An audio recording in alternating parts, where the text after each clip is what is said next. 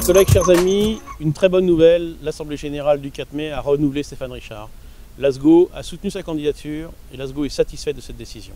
Donc cette Assemblée Générale s'est déroulée sous un climat de résultats d'Orange qui sont particulièrement satisfaisants. Vous savez que cette année 2017, c'était une très belle année puisque une croissance du chiffre d'affaires et de l'EBITDA qui n'était pas arrivée depuis 2009. Et puis c'est la confirmation d'un travail sur la recherche de nouveaux services de façon à développer la croissance au-delà de l'activité traditionnelle d'opérateur de réseau. Dans cette Assemblée Générale était décidée aussi l'augmentation du dividende en le passant à 65 centimes. Proposition qui a été validée par l'Assemblée Générale. Et je crois que ce qui est important pour nous, actionnaires salariés, c'est de se rappeler les raisons pour lesquelles il est utile d'avoir un dividende notable. Voilà.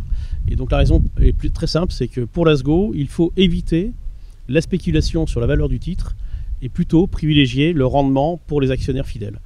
Et donc nous pensons que la répartition de la valeur ajoutée actuelle est correcte, même si elle peut encore bouger, tant qu'elle ne met pas en péril les investissements, la masse salariale et le retour à l'intention des clients. Aujourd'hui, les ratios sont bons, 40% pour la masse salariale, 23% pour les impôts, parce qu'il ne faut pas oublier les impôts, et puis le reste est réparti entre les actionnaires et les clients. Ce qui me semble important dans l'actualité d'aujourd'hui, c'est l'évolution de l'actionnariat salarié dans le groupe Orange. Vous savez qu'on est aujourd'hui à 5% d'actionnariat salarié. Avec le dispositif des droits de vote double, nous avons à peu près 10% des droits de vote en Assemblée Générale. Et c'est un des objectifs que le président s'était fixé, que nous partagions. Pour autant, nous considérons comme insuffisant. Nous considérons qu'il faut à minima obtenir 10% du capital pour les salariés. Et à ce titre-là, nous sommes assez favorables et nous continuons de soutenir la proposition du gouvernement qui est dans le projet de loi Pacte, qui vise à ce que dans l'ensemble des entreprises, 10% du capital soit détenu par les salariés.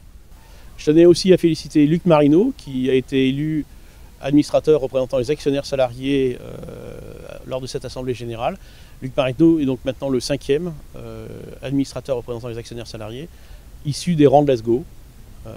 Et donc il bénéficiera bien sûr du soutien de l'ASGO pour l'ensemble de son mandat, et nous comptons sur lui. Chers collègues, chers adhérents, rendez-vous au prochain message. Mais surtout d'ici là, n'hésitez pas à faire adhérer autour de vous et à rejoindre les rangs de l'ASGO.